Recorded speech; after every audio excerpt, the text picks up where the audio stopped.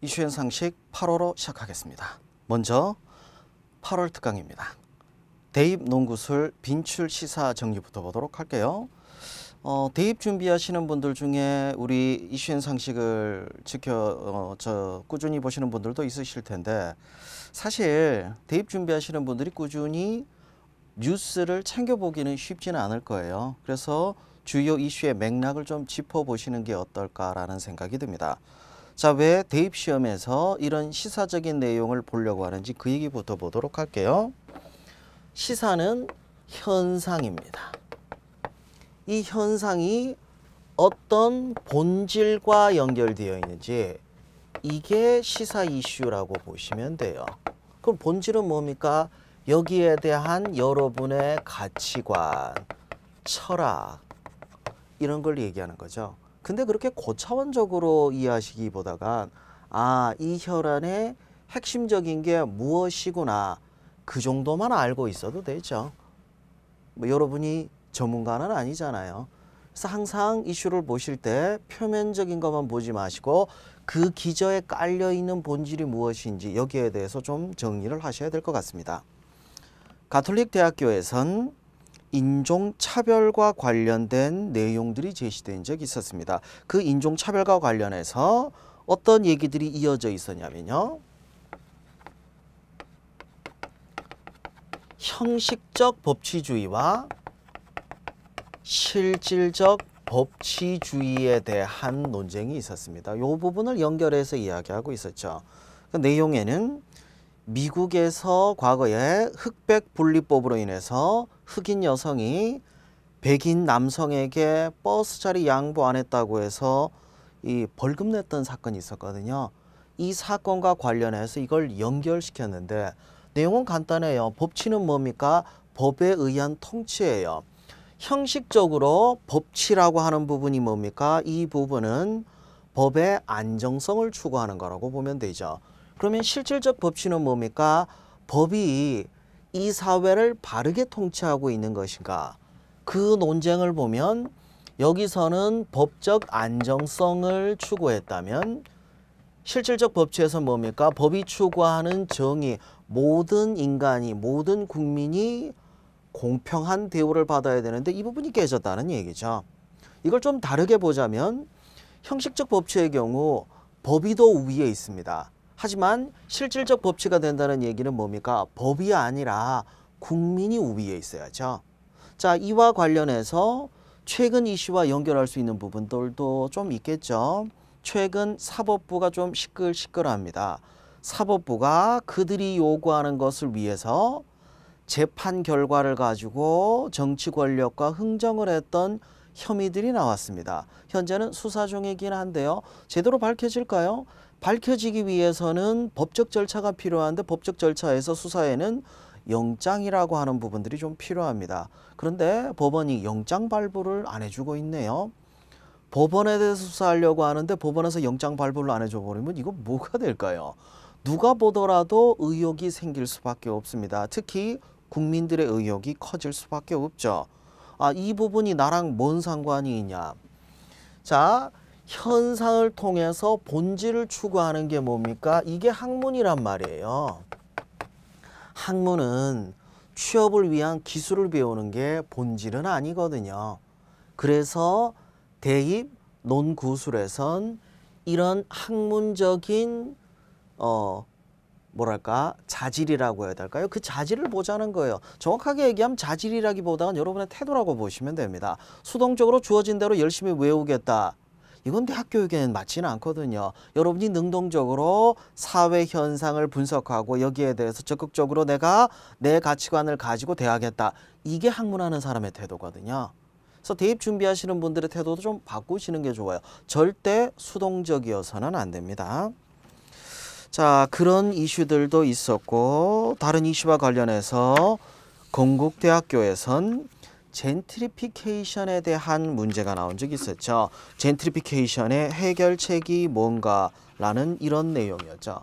여러분 젠트리피케이션 들어보신 적 있습니까? 뭐 이태원 같은 경우에 최근 맛집이나 이런 것들이 뜨고 있죠. 맛집이 떴으면은 당연히 장사하는 사람이 돈을 많이 벌 텐데 문제는 뭐냐면 어느 정도 장사가 되니까 건물주가 임대료를 올려버립니다. 뭐 장사 잘 되는데 더 줄 수 있지 뭐. 임대료가 월 300만 원에서 1200만 원으로 오르면 줄 수 있어요? 못 주게 되죠. 그럼 어떻게 됩니까? 이 지역의 상권 발전에 기여한 사람들이 임대료 상승으로 인해서 쫓겨나 버립니다. 지역이 개발되면서 임대료 상승이나 비용 상승 등으로 인해서 원주민이 쫓겨나는 현상을 젠트리피케이션이라고 하죠. 여기에 대한 해결책은 정부에서도 제대로 못 내놓고 있지 않냐. 아니 뭐 그러긴 해요.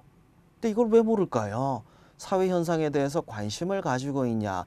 나 알아요에서 끝나는 게 아니라 여기에 대해서 어떻게 해결할까?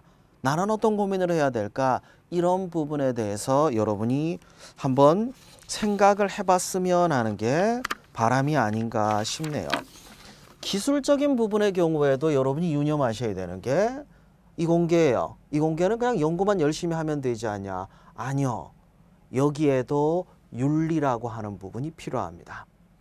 과학자들이 윤리의식이 없게 되면요. 굉장히 위험해질 수도 있어요. 실제로 2차 세계대전 때 나치 독일이 먼저 핵 개발하면 전 세계가 위험해지니까 미국이 먼저 개발해야 된다라고 누가 그랬냐면 아인슈타인이 그랬거든요.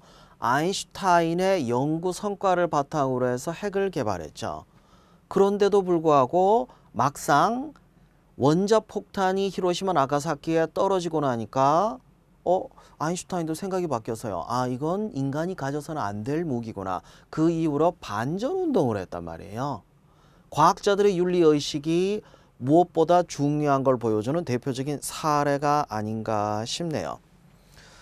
자, 경희대학교에서 제시됐던 지문 중에는 이런 내용들이 있었죠. 바로 안면인식 기능. 안면인식 기능이 발달하게 되면 이 사회에는 어떤 문제점이 발생할 수 있고 어떤 이점이 있을는지. 기술의 발전은 인간의 삶을 향상시키는 게 맞아요. 근데 이것도 생각해야 되는 게 인간의 삶을 향상시키다 보니까 어떤 문제가 있습니까?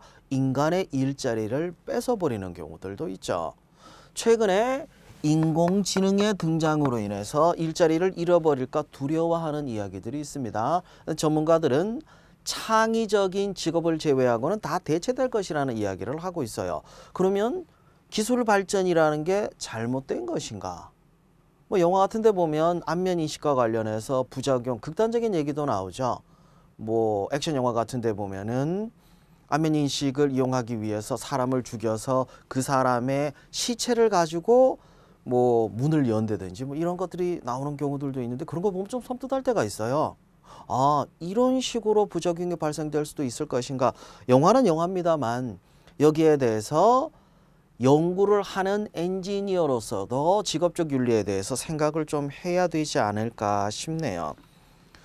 고대에서도 고려대학교에서도 예시 지문에 알파고 이후에 문제들도 나온 적이 있었죠. 지금 알파고는 모든 바둑기사들 이기고 바둑계에서 은퇴해버렸습니다. 그럼 알파고 인공지능은 인간의 일자리를 뺏어가고 그냥 인간을 위험하게 만드는 존재냐? 아니 그렇지는 않아요. 그 연구 성과를 확인하기 위해서 바둑을 뒀던 거죠. 그리고 이제 알파고는 다른 연구 분야에 투입이 됐습니다. 최근에 바둑 기사들 사이에 유행하는 게 있습니다. 인공지능을 탑재한 컴퓨터를 구입을 해요. 비싼 거는 뭐 한 1000만 원 한다 그러던데 그걸 구입해서 인공지능의 수를 연구하고 있거든요. 그러니까 인간이 생각을 못했던 새로운 수들이다 보니까 이걸 연구하면서 바둑을 더 발전시킨다고 하니 어쩌면 바둑 기사들은 인공지능과 공존하는 길을 택했죠. 인공지능과 싸워서 이기려고 할 필요는 없을 것 같습니다. 자, 그 이후에 주요 이슈 중에는 인천대학교에서는 대통령제와 의원내각제 어떤 것이 더 좋은가 뭐 이런 것들도 나왔는데 왜 이게 이슈가 됐을까요? 바로 개헌 때문이죠. 개헌 헌법을 개정하는 것은 뭡니까? 우리의 정치제도에 대한 변화까지 이어지고 있습니다. 지금 우리는 뭡니까? 대통령제죠.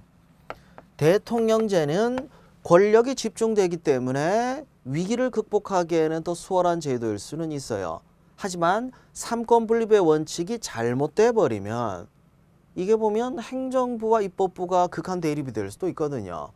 그런 의미에서는 오히려 의원 내각제가 의원 내각제의 경우에는 의회 안에서 모든 문제를 다 해결해 버린단 말이에요.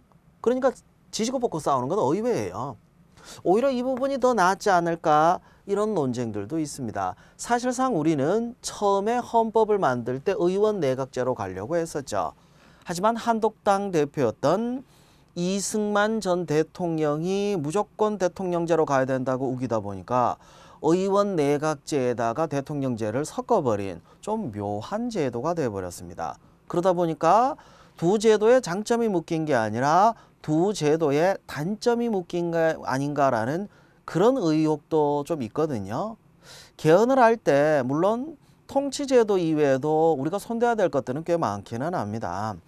87년에 9차 개헌하고 나서 아직까지 손을 대지 못하다 보니까 그 사이에 사회 변화가 반영이 못 됐다는 아쉬움이 있으니까 좀 더 고민해 봐야 될 문제가 아닌가 싶네요. 자, 권력 구조상 우리 대통령제는 행정부가 있고 사법부가 있고 입법부가 있다면 서로 견제하는 형식으로 되어 있어요. 그런데 이 사법체계의 경우 좀 애매한 면이 있습니다. 사법부가 모든 수사를 시작하고 종결짓지는 않습니다. 그럼 어떻게 하냐? 행정부에 있는 검찰이 기소와 수사를 맡아서 한다면 사법부에 속해 있는 법원이 재판을 맡아서 합니다. 그럼 경찰은 뭐 하냐? 경찰은 행정부에 속해 있기는 한데 행정 질서를 유지하는 게 원래 역할이에요. 근데 실질적으로 수사는 대부분 여기서 해요. 그러다 보니까 검찰이 수사 지휘권을 갖고 경찰이 수사를 하면 검찰이 경찰 위에 있는 거냐? 아니 그렇게 돼버릴 수도 있죠. 근데 여기에 대해서 문제들이 좀 있기는 합니다. 왜냐하면 잘 모르고 지휘권 행사하다 보니까 권력이 또 여기 집중돼 버렸거든요. 이 삼권 분립의 원칙은 견제와 균형이 핵심인데 여기 권력이 집중돼 버리는 것도 문제가 있죠. 그래서 최근 여기에 대해서 다시 재조정되면서 뭐 수사 지휘권을 제외하고는 수사권은 경찰에 줘야 된다 뭐 이런 논쟁들이 있었죠. 또 다른 문제도 있습니다. 검찰이 기소하면 법원에서 재판을 해요. 그래서 검사가 경찰이 수사하겠죠. 기소는 또 이 검사가 합니다. 이러이러한 걸로 재판해 주세요라고 하면 법원에서 재판하면 법원이 위에 있는 겁니까? 아니 그것도 아니거든요. 삼권 분립이라고 하는 건 누가 위냐 아래냐의 문제가 아니라 견제와 균형의 원리를 만드는 게 핵심인데 최근 사법부의 이 사법농단과 관련해서는 사법부가 수사 대상이 돼버려요.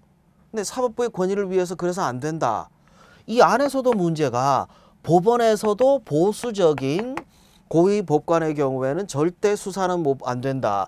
반면 젊은 판사들의 경우에는 수사 받아야 된다. 그래야 사법부가 더 깨끗해질 수 있다. 여기도 분쟁이고 이렇게도 분쟁이고 이렇게도 분쟁이고 그 얘기는 뭡니까? 현재 이 틀 자체가 변화하고 있다는 거예요. 지금까지의 정치 제도 그리고 사법 체계를 가지고 현재 이 사회를 유지하는 거는 한계에 부딪힌 것 같습니다. 그 변화에 대해서 논의를 하자. 그 고민을 어디서부터 해야 됩니까? 우리가 직접 해야죠. 우리가 직접 하기 위해선 충분한 교육을 받아야 됩니다. 그 교육이 어디서 이루어집니까? 대학에서 이루어지죠. 그래서 물어본 거예요. 당신들은 이런 부분에 대한 고민을 하고 있냐? 이 질문입니다. 생각해보면 그런 거 물어볼 수도 있겠네 이런 생각 안 드세요? 문재인 정부 들어서서 깜짝 놀랄 일이 있었습니다. 남북 정상들이 또 만났습니다. 1차 남북 정상회담을 통해서 어느 정도 진전됐던 부분들이 있었죠. 바로 6.15 남북 공동선언이 나왔습니다. 경제협력을 중심으로 해서 남북한이 좀 더 가까워지자. 이게 계승된 게 노무현 정부 때 14남북 정상회담 때 발표됐던 14남북 선언이 공동선언이었죠. 근데 이렇게 이어지면서 이 부분이 또 스탑돼 버렸어요. 왜 스탑돼 버렸냐? 이명박 박근혜 정부 들어서면서 남북 관계가 거의 단절돼 버렸거든요. 그 다음이 지금 현재 진행형이거든요. 문재인 대통령과 김정은 위원장이 만났습니다. 만나서 또 다른 진행되고 있는 부분들이 있고 있긴 한데 이건 지금 진행형이란 말이에요. 북핵 폐기 등으로 인해서 복잡하게 진행되는데 이건 남북이 만나서 얘기하면 끝나는 문제가 아니냐. 아니요. 북핵 문제는 남북 문제에서 끝나는 게 아니라 여기에 북미 간의 문제까지 또 확산되고 있습니다. 숭실대학교에선 최근 한국의 외교 현황, 북핵 문제에 대해서 어떻게 생각을 하느냐를 물었던 적도 있습니다. 명지대학교에서는 이런 질문도 나왔죠. 우리 외교의 문제점에 대해서 사드 배치라든지 북핵에 대해서 물었던 적도 있습니다. 핵은 북한이 보는 핵과 우리가 보는 핵은 다르죠. 우리 입장에서는 어떻습니까? 한반도의 평화를 위협하는, 북한 입장에선 자기들의 안정을 위해서 북한을 지키기 위한 무기라고 생각하고 있죠. 근데 미국의 경우에 어떻습니까? 대량 살상 무기가 확산되는데 북한이 앞서고 있다라고 해서 그동안 미국은 무조건 북핵을 폐기하는 것 이외에는 용납하지 않겠다. 이런 입장이다 보니까 북미 간의 대화도 진전이 안 됐었고, 그러니까 6.15 14 공동선언 나오더라도 이건 남북한만 관계 있었지 북미 간의 진전이 없었단 말이에요. 지금 현재 북미 간 트럼프 대통령과 김정은 위원장이 만나서 진행되고 있는 거는 얘가 다 묶여버렸단 말이에요. 거기에 문재인 대통령의 역할도 상당히 컸기 때문입니다. 지금 한반도는 전 세계 주목을 받고 있습니다. 지난 남북 정상회담, 북미 정상회담 때는 전 세계 언론들이 다 지켜보고 있었죠. 이런 가운데 우리의 미래가 결정되지 않을까 싶네요. 전 좀 긍정적으로 봐요. 최근 세계 경제에 대해서 전문가들의 전망이 세계 경제가 불투명하다라고 이야기하고 있습니다. 특히 2008년 금융위기 이후에 너무 많은 유동성이 공급되다 보니까 부채가 너무 많이 늘었어요. 이 거품이 꺼지면 세계 경제가 위험할 수 있다. 그런데 한국은 괜찮을 거래요. 왜냐하면 북한 호재라고 하는 게 있잖아요. 자, 이어서 우리는 트럼프 대통령의 결정에 여러 영향을 받습니다. 물론 남북 관계에 있어서 트럼프 대통령이 오히려 도움을 줄 줄은 저도 사실은 기대는 못했어요. 근데 좀 그런 게 북한의 경우에도 확실한 게 없어요. 불확실성이 너무 커요. 미국은 확실성이 있었는데 트럼프가 대통령이 되면서 불확실성이 커져버렸습니다. 불확실하고 불확실한 주체들이 만났는데 성과가 나네요. 이것도 좀 놀라울 일이 아닌가 싶네요. 다른 측면도 생각을 해야죠. 트럼프의 아메리칸 퍼스트, 미국 우선주의입니다. 사실 북미 정상회담도 미국의 입장에서는 자국의 이익을 위해서 진행하는 거지 우리를 위해서 하는 거라고 볼 수는 없습니다. 이 미국 우선주의가 두 가지 면에서 부작용을 낳고 있습니다. 뭐냐? 하나는 보호주의, 보호무역입니다. 보호무역의 강화라고 봐야겠죠. 미국은 자국이 불리한 측면에 있어서는 어떤 식으로든지 용납하지 않겠다라고 해서 관세 보복을 하기 시작했습니다. 그 주 타겟은 중국이죠. 그런데 우리나라도 여기에 피해서 그렇게 자유롭지는 않거든요. 최근 미국의 보복으로 인해서 한국산 세탁기가 관세를 받게 됐고, 그리고 철강 분야도 위험하게 됐습니다. 그럼 미국이 잘못된 거냐? 미국 입장도 생각은 해볼 수 있죠. 얘들이 왜 그런가? 미국은 불균형이 점점 심해지고 있습니다. 빈부격차가 심해지고 있다 보니까 미국 트럼프를 지지하는 사람들이 미국의 중산층 백인이었단 말이에요. 이들이 일자리를 잃어가고 이들의 일자리를 제공할 수 있는 기업들의 경쟁력이 사라지다 보니까 이 기업들이 해외로 나가기 시작했습니다. 이대로 뒀다가는 미국의 당장은 트럼프 대통령은 중간 선거를 생각할 수밖에 없단 말이에요. 다음번 재선하기 전에 일단 의회 선거에서도 공화당이 이겨야 자기 지지 기반이 튼실할 건데 이것 때문에라도 지지 기반들을 위한 정책을 펼 수밖에 없죠. 그래서 진행되고 있다고 봅니다. 중국 입장에서 맞대응을 해야 되지 않냐. 근데 중국이 바로 맞대응하기는 어려워요. 요 문제는 이달에 이슈한 상식에서도 다룰 문제니까 거기서 조금 더 자세하게 얘기하도록 하겠습니다. 자, 그리고 또 문제가 있죠. 바로 반난민 정책이죠. 난민은 정치적 박해를 피해서 온 사람들입니다. 그러면 인도주의적 차원에서 당연히 이들을 보호해줘야 되지 않냐. 그렇긴 한데 문제는 뭐냐면 자국민들의 일자리를 뺏어간다. 그리고 자국 내에서 여러 가지 문제를 일으킨다 라고 해서 이민에 대해서 제대로 안 받아주는 경우도 있습니다. 자, 난민에 대해서 제대로 대우를 안 해주는 경우도 있죠. 미국은 이민자들에 의해서 시작된 나라입니다. 그럼에도 불구하고 미국이 이러고 있는데 이게 남의 문제가 아니에요. 우리는 어떤 문제까지 이어지고 있습니까? 제주 예멘 난민. 이 문제로 이어지고 있는 거죠.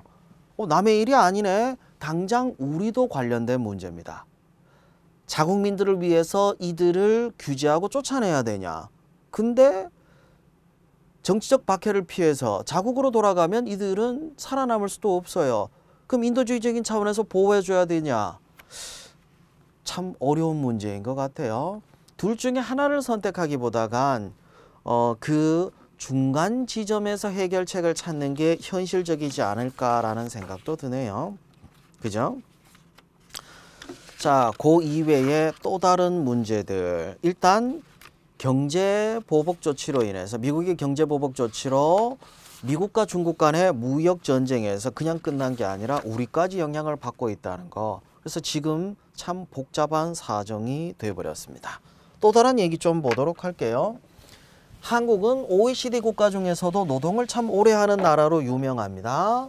그래서 52시간 근무제가 도입되니까 참 복잡해졌습니다. 기업 입장에서는 뭐라 그럽니까? 경쟁력이 떨어진다. 근데 노동자 입장에서는 워라밸, 일과 삶의 균형을 생각할 수밖에 없거든요. 생산성의 문제가 아니라 경쟁력의 문제를 얘기하고 있어요. 근데 노동자 입장에선 워크 앤 라이프 밸런스, 워라밸이라고 하죠. 이 문제를 따지고 있습니다. 당장 모든 기업은 아니지만 대기업들은 거의 대부분 적용되고 있거든요. 그래서 52시간 근무를 못하다 보니까 당장 부작용이 생기는 분야들도 있기는 합니다. 왜냐하면 일할 사람이 없어요. 그럼 사람을 더 뽑으면 되지 않냐. 인건비가 많이 들어요. 그래서 기업은 인건비를 더 늘리지 않는 범위 내에서 52시간 이내에 뭐가 해결을 하지 않을까 이런 고민을 하기도 합니다. 이로 인해서 우리의 삶은 어떤 변화를 겪을까요? 일단 과로에서 좀 벗어나지 않을까요? 우리는 과로 사회라고 할 만큼 일을 정말 열심히 합니다. 물론 대입 준비하는 분들도 열심히 해요. 어쩌면 대입 준비하는 분들이 직장 내에서 일하는 사람보다가 공부하는 시간이 더 길지도 모릅니다. 어떤 조사에 따르면 초등학생이 학교 수업 끝나고 학원 가고 10시쯤 집에 와서 뭐 잔다 이거하고 비교해 보니까 직장인보다가 초등학생이 더 열심히 사는 걸로 나왔습니다. 왜 그렇게 열심히 살아야 될까요? 그렇게 열심히 사는 게 당연하면 우리보다 잘 살고 있고 우리보다 발전한 선진국도 다 그랬어야 되는데 사실 그러진 못하고 있거든요. 그럼 우리가 잘못된 게 아닌가라는 걸 돌이켜볼 필요도 있습니다. 워라밸, 워크 앤 라이프, 일과 삶의 균형이 이루어지지 않으니까 출산율이 떨어지고 결혼을 하지 않고 그리고 고령화가 심해지고 여러 가지 부작용들이 동시에 나타나고 있거든요. 이런 모든 문제에 대한 변화의 시작이 52시간 근무제가 아닌가 싶네요. 근데 기업은 입장이 또 다르네요. 자, 52시간 근무제만큼이나 복잡한 최저임금 이야기도 있습니다. 역시 이번 주에 또 이달에 다룰 내용이기는 해요. 근데 문제가 뭐냐면 여기에 대해서 또 입장이 다르다는 거죠. 노사정위원회에서 합의를 볼 수 있는 사안도 아닙니다. 최저임금을 결정하는 위원회에서도 결정을 못하고 있는데 이 기저에 깔려있는 정책적인 얘기를 좀 하도록 할게요. 자, 뭐냐? 이전까지는 기업이 이끌어갔습니다. 뭐냐면 기업이 수출을 통해서 성장을 이끌었던 이런 쪽이었다면 이제는 내수를 살리자 이거예요. 근데 내수가 뭡니까? 쓸 돈이 있어야 뭐 내수가 돌아갈 거 아니에요. 이건 뭐냐면 소득 주도로 경제 구조를 바꾸려고 하고 있다는 거예요. 소득 주도로 하려니까 임금을 올릴 수밖에 없고 임금을 올리게 되면 기업 입장에서는 인건비에 대한 부담이 있고 근데 소득이 늘어나면 소비가 늘어날 거란 말이에요. 그럼 궁극적으로는 기업도 유리한 건 사실인데 지금까지의 정책이 바뀌어버리다 보니까 여기서 부작용을 겪고 있는 게 아닌가 싶습니다. 자, 각자 입장이 있겠지만 입장만큼이나 중요한 건 뭡니까? 이게 어떤 영향을 끼칠 건지에 대해서 자, 요거 접근하는 방법에 대해서 조금 팁을 드릴게요. 지금 얘기한 것들이 보면 다 현재 진행형이에요. 굉장히 복잡해요. 그래서 접근을 할 때는 일단 뭡니까? 현상을 먼저 얘기를 해야죠. 현상과 함께 같이 묶여야 되는 게 뭡니까? 각자의 입장이에요. 여러분의 입장만이 아니라 찬성이 됐던 반대가 됐던 미국이 됐던 북한이 됐던 그 입장을 정리하고 그 다음 뭐로 가야 됩니까? 본질에 대한 얘기로 가야 돼. 이 순서대로 가야 문제를 해결할 수 있습니다. 자, 현상에 대해서 이야기하는 건 뭡니까? 내가 이 사안에 대해서 알고 있다. 이걸 보여주는 거예요. 그럼 본질은 뭡니까? 이 현상을 해석할 수 있는 역량이 있다. 이게 핵심이에요. 현상만 얘기한다고 해서 여러분이 그 역량이 있다라고 해석할 수는 없습니다. 분명히 여러분들에게 요구하는 건 이 사회의 본질을 파악할 수 있는 능력, 해석할 수 있는 능력, 이걸 묻는 거죠. 이걸 통해서 학문을 할 만큼의 자질이 있는가, 이걸 보는 거죠. 근데 좀 비슷하다는 생각 안 드세요? 그런 면에서 대입이나 취업 쪽에서 왜 사회 이슈에 대해서 묻는지 본질은 같습니다. 당신들이 이 현안에 대해서 제대로 볼 수 있는 관점이 있냐, 그거를 학문을 하는 학생으로 연결할 수도 있고 기업에서 경영 환경을 이해하고 경영 전략을 펼 수 있는 그런 인재를 뽑는 걸 수도 있고요. 모든 본질은 비슷하지 않나라는 생각이 듭니다. 그런 면에서 대입이나 아니면 취업이나 같은 걸 요구하지 않나 싶네요.